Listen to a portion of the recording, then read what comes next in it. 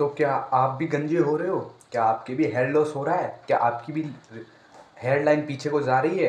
क्या आपको भी नॉर्वुड 1 2 3 पे पहुंच चुके हो? ये बेसिक प्रॉब्लम आज के टाइम पे देखने को मिल रही है। 70% ऑफ जो मेल होते हैं वो अपने टीनेज से लेकर अपने ओल्ड एज में पूरे का पूरे गंज हो जाते हैं और नॉर्वुड 7 पहुंच जाते हैं। तो इसके बेसिक रीज़न क्या है? ये वाई हेयर लॉस क्यों हो रहा है? इसे रोके कैसे? इसे प्रिवेंट कैसे करें? क्या प्रिवेंटिव मेजर्स ले जो इसको रोक सकते हैं, और ऐसे क्या प्रिवेंटिव मेजर्स ले जो हेयर लॉस को रिकवर कर सकती है, इनको हेयर को वापस ला सकती है?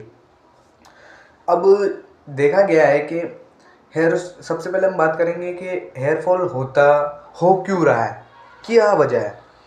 तो आपने देखा होगा ये मेनली मेल्स में देखने को मिलता है और इसको मेल पैटर्न बोल्डनेस के नाम से जाना जाता है। मेनली इसको मेल पोर्टेंट बार्डनेस के नाम से जाना जाता है। अगर आप ये नहीं समझते तो मैं समझाता हूँ कि नॉर्वुड 1 ये मेल पैटर्न बार्डनेस होता क्या है कि जब आप गंजे होते हो ना तो आपके सर पे ना एक पैटर्न बनता है। यहाँ से गंजे होते हो आप, यहाँ से ही लेके यहाँ, तो इस पैटर्न को मेल पैटर्न बार्डनेस या नॉर्वुड कहा जाता है। तो होता क्या है कि जो मेल रहता है ये मेल्स में ज़्यादा देखा जाया जाता है। तो मेल्स में होता है कि टेस्टोस्टेरोन नाम का एक हार्मोन रहता है। अब आप सब सारे के सारे ज़्यादातर इसको जानते होंगे कि ये मेन को मेन बनाता है। उसकी बियर्ड आती है, उसकी माउस्टेचेस आती है, उसकी मूछें आती है, उसके बाल अच्छे खासे आते हैं और बाल जल भी इस वजह से जाते हैं। मैं आपको बताऊंगा क्यों जाते हैं। बाल चल जाते हैं और उसकी हाइट बढ़ती है, उसकी मसल मास गेन होता है, वो लंबा, उसके शोल्डर्स वाइड होते हैं। ये टेस्टोस्टेरोन करता है। पर होता क्या है, जब टेस्टोस्टेरोन बन रहा होता है बॉडी में तो उसके साथ एक और हार्मोन बनता है, DHT. And what is DHT? DHT is dihydrotestosterone. अब ये क्या होता है? ये एक्चुअली में टेस्टोस्टेरोन से बनने वाला एक हार्मोन है। अब ये हार्मोन क्या करता है? यही है आपके हेयर फॉल की मेन रूट कॉज। अब ये करता है कि आपके बालों में जाके आपके रूट फॉलिकल्स होते हैं, आपके जो बाल जिसमें होते हैं ना उसको फॉलिकल्स बोलते हैं, उस फॉलिकल्स में जाके वहाँ पर जमा होने लग जाता है और वहाँ पर ब्लड की सप्लाई, न्यूट्रिशंस की सप्लाई को रोक देता है। अब ऐसा होने की वजह से धीरे धीरे क्या होता है, आपकी जो रूट्स हैं वो पतली होने लग जाती है, आपके बाल थिन होने लग जाते हैं। धीरे थिन होते होते वो छोटे होने लग जाते हैं और वो फिर एंड जाके वो बाल टूट जाते हैं। फिर आप देखते हो कि वहाँ एक यहाँ ऐसी स्किन जैसी स्किन बन जाती है, मतलब वहाँ फिर बाल नहीं उग सकते। तो ये मेल पैटर्न बर्नस होता है और ज़्यादातर यहाँ से चालू होता है, ज़्यादातर ये यहाँ से चालू होना शुरू होता है। तो अब ये होने लग गया। पर ये हर हर व्यक्ति पे सेम नहीं होता है। बहुत सारे व्यक्ति होते हैं जो इसके लिए हाई सेंसिटिव होते हैं और बहुत सारे लो सेंसिटिव होते हैं। अगर दोनों में टेस्टोस्टेरोन या डीएचटी का लेवल सेम भी है तो अगर जो लो सेंसिटिव व्यक्ति है उसको ये डीएचटी कम इफेक्ट करेगा, जबकि जो हाई सेंसिटिव पर्सन है उसको ये ज़्यादा इफेक्ट करेगा। अब ये क्यों होता है इसका तो कोई अभी तक स्टडी नहीं है, पर जो भी हो हमें तो इसके सॉल्यूशन और इसके कोज से मतलब रखना चाहिए। अब जो अभी ये है क्यों, मतलब इस पे ध्यान क्यों देना है? क्योंकि जो डीएचटी से जो हेयर लॉस होता है ना, ये इरिवर्सिबल होता है, परमानेंट हेयर लॉस होता है। अगर ये आपको हो गया तो आप इसे रिवर्स नहीं कर सकते। इसलिए बहुत क्रूशियल होता है कि आप अपने हेयर्स पे ध्यान दें, आप इसको बचाएं, अपने बालों को बचाएं। अब बात आती है कि और ऐसा भी देखा गया है कि जिन टीनेजर्स को जल्दी जल्दी बियर्ड आती है टीनेज में, उनके चांसेस भी हाई हो जाते हैं हेयर लॉस की, क्योंकि उनमें टेस्टोस्टेरोन हाई होता है और जब टेस्टोस्टेरोन हाई होता है तो डीएचटी भी हाई होता है। डीएचटी हाई होने की वजह से उनके बाल जाने के चांसेस बढ़ जाते हैं, जल्दी जाने के। तो अब आपका सवाल हो सकता है कि तो फिर दाढ़ी के बाल क्यों नहीं जाते या साइडों के बाल क्यों नहीं जाते? देखो यार, आपके बाल हर जगह सेम नहीं है। ये जो बाल है ये साइड के बाल सेम नहीं है और ये दाढ़ी के बाल और ये बाल सेम नहीं है।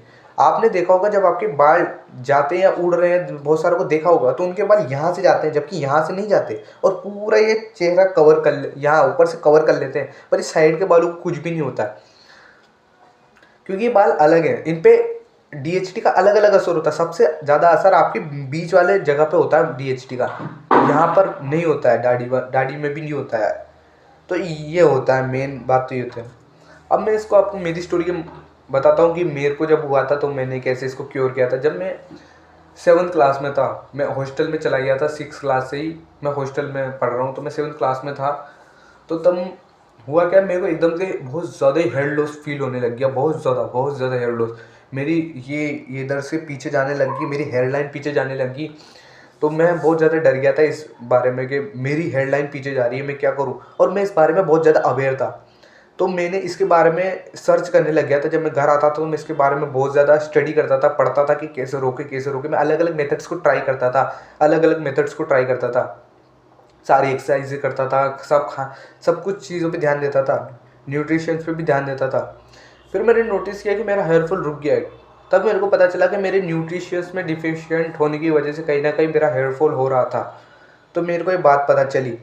इसके बाद मैंने वो हेयर लॉस बंद हो गया। फिर मेरे हेयर रिकवर करने की बहुत सारे तरीके के मैंने हेयर रिकवर भी कर लिए। तो होता है एक चीज़ का कि क्या मास्टरबेशन करने से हेयर लॉस होता है। तो देखो यार, ये कह नहीं सकते, इसका कोई प्रूफ नहीं है अभी तक, किसी भी साइंटिस्ट स्टडी में इसका कोई प्रूफ नहीं है कि मास्टरबेशन करने से हेयर लॉस होता है। तो इसका कोई प्रूफ नहीं है। अगर अब ये भी हो सकता है कि आपको मेरी तरह कोई न्यूट्रिशनल डेफिशिएंसी हो, ये भी हो सकता है, डीएचटी नहीं हो। हाँ, तो बहुत सारों को मेरी तरह न्यूट्रिशनल डेफिशिएंसी हो सकती है। तो आपको क्या करना है, आपको अपना ब्लड टेस्ट कराना है। आप जब अपना ब्लड टेस्ट कराओगे तो उसमें आपको पता पड़ जाएगा कि आपको किस चीज़ की डिफिशियंसी है। आप उसे फिक्स करो, आपका हेयर लॉस फिक्स हो जाएगा। क्योंकि हो सकता है ज़्यादा चांसेस में आपको डेफिशिएंसी हो।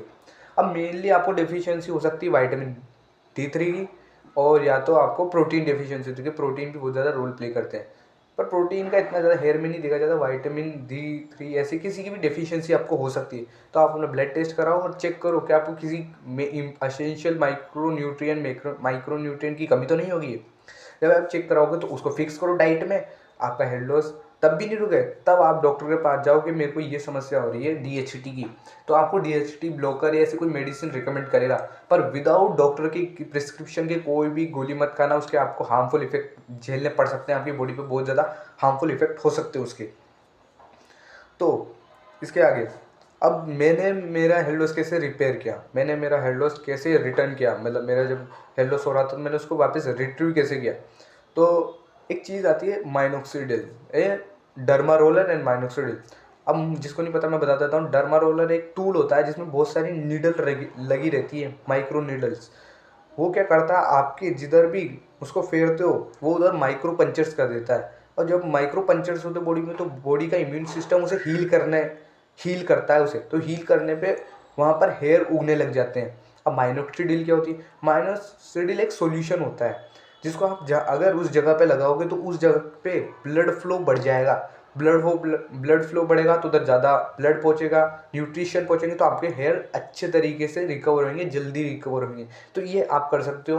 पर याद रखना कि उस डर्मा रोलर को डिसइंफेक्ट करना मत भूलना। सैनिटाइजर से डिसइंफेक्ट करना before use and after use. Because कोई चीज़ आप आपकी चमड़ी के अंदर ले जा रहे हो तो वो आपकी स्किन में जर्म्स एंड बैक्टीरियाज भी पहुंचा सकती है। तो मेक श्योर उसे आप है ना डिसइंफेक्ट ज़रूर करें।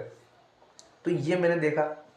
फिर अब बहुत सारे अब कहेंगे वीडियो में कि बहुत सारे कहेंगे अब वीडियो में कि भाई बाल तो कुछ मैटर ही नहीं करते, कोई मैटर नहीं करता, पैसा मैटर करता है, सब कुछ पैसा मैटर करता है। बाल नहीं होंगे कोई बात नहीं, पैसा दे के सब ठीक हो जाएगा। भाई ऐसा नहीं होता। मैं आपको एक साइंटिफिक स्टडी शो करता हूँ जिसमें जो नेशनल हेल्थ केयर के जो साइंटिस्ट थे उन्होंने एक स्टडी कंडक्ट करी थी, जिसमें उन्होंने ये टेस्ट किया था कि किसी भी मेल पर उसके बालों का क्या इफेक्ट पड़ता है, उसके लाइफ पे क्या इफेक्ट पड़ता है। तो उसमें उस स्टडी में देखा गया कि जिन मेल एक पिक्चर उसमें जो 100 से ज़्यादा वुमेन्स ली गई, उनका क्या कराया गया, उनको है ना एक पिक्चर दिखाया गया जिसमें एक मेल था जो हेयर के था और एक वही मेल विदाउट हेयर के था, और उसे रेट करने को बोला।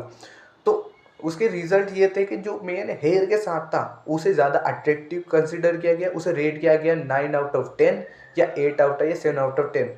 बट जो मेल विदाउट हेयर के था उसे रेट किया गया 1, 2/10, 3/10, ऐसे रेट किया गया। तो इससे हम देख सकते हैं कि कैसे आपके हेयर्स एक मेन का मेकअप होता है, कैसे आप हेयर्स आपको बदल देते हैं आपके लुक्स को। तो हेयर्स बहुत इंपॉर्टेंट रोल प्ले करते हैं। अब इस बात से चिढ़ने की कोई बात नहीं होती है अगर इसको ऐसे एक्सेप्ट करो कि हाँ हेयर्स इंपॉर्टेंट रखते हैं, हमें अपने हेयर्स को इम्प्रूव करना है, हमें हेयर लॉस को रिपेयर करना है, हमारे हेयर लॉस को रोकना है, हेयर लॉस को रोकना है। और साथ ही में अब बहुत सारे ऐसे भी प्रोपेगेंडाज होते हैं जो बाल्डनेस को प्रमोट करते हैं। बहुत सारी पिक्चर्स होती है जो बाल्डनेस को प्रमोट करती है कि गंजा रहना तो ठीक है, एंड रिजल्ट में कोई पिक्चरों में दिखाते हैं कि गंजा रहना ही ठीक रहता है। तो इन चीज़ों से दूर रहो, ये चीज़ें कोई लॉजिक नहीं बनाती। ओरिजिनल साइंटिफिक स्टडी शो कर रही है, वो पिक्चरें क्या शो कर रही है, आपको बेवकूफ़ बना रहे हैं, आपका फुद्दू बना रहे हैं। वो पिक्चर ज़्यादा से ज़्यादा कुछ नहीं कर रही है। अब यहाँ यहाँ तक हम पहुँच चुके हैं। अब यहाँ पर हम लेंगे कि अब यहाँ पर दो तरह के लोग होंगे, जिनका हेयर लॉस हो रहा है और जिनका हेयर लॉस हो चुका है। तो पहले बात करते हैं जिनका हेयर लॉस हो रहा है। आपका हेयर लॉस हो रहा है तो आप नोटबुक 0 या 1 2 3 में होगे ज़्यादा से ज़्यादा। अगर आपका सीवियर हेयर लॉस नहीं हुआ है, हो रहा है, अभी इनिशियल स्टेट में हो, तो आप क्या कर सकते हो, या तो सर्जरी करा सकते हो या फिर आप डर्मा रोलिंग कर सकते हो। इससे आपकी डर्मा रोलिंग प्लस माइनोक्सिडिल यूज आपका हेयर लॉस ठीक हो जाएगा। वापिस हो जाएगा। अब जिनको सीवियर हेयर लॉस हो चुका है, नॉर्वुड 7 6 में पहुंच चुके हैं, वो जिनके पूरे बाल ऊपर से जा चुके हैं, वो क्या करें। देखो यार, आपके बाल इतने जा चुके हैं तो इस पर सर्जरी भी काम नहीं करेगी, इतनी अच्छा इफेक्ट या रिजल्ट नहीं देगी सर्जरी आपको, जब तक आप किसी बहुत विदेश में जाके नहीं कराओ। मतलब ऐसे ऐसे आपको इतने अच्छे रिजल्ट्स नहीं देगी। और दूसरी बात आती है, अगर आप इसकी जगह क्या कर सकते हो, आप विग ले सकते हो। जैसे कपिल शर्मा जी हो गए, रणबीर कपूर जी हो कपूर हो गए। गए। इनके देखो ये बाल असली नहीं है, ये विग है, ये विग पहनते हैं और बिल्कुल बहुत महंगी महंगी विग आती हैं। तो आप ये सॉल्यूशन कर सकते हो।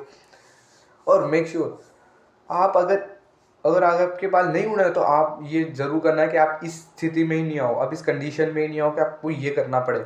आप शुरुआत में ही ध्यान दे लो, आपके बाल डॉक्टर को दिखा लो, कुछ कर लो ताकि आपके बाल हेयर लॉस में नहीं जाए। यही थी video.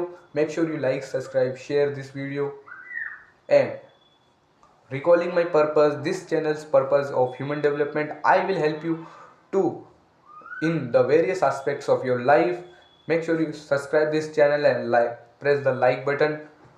So I said my last line again. Don't be the weakest one, become the strongest version of yourself. Bye bye.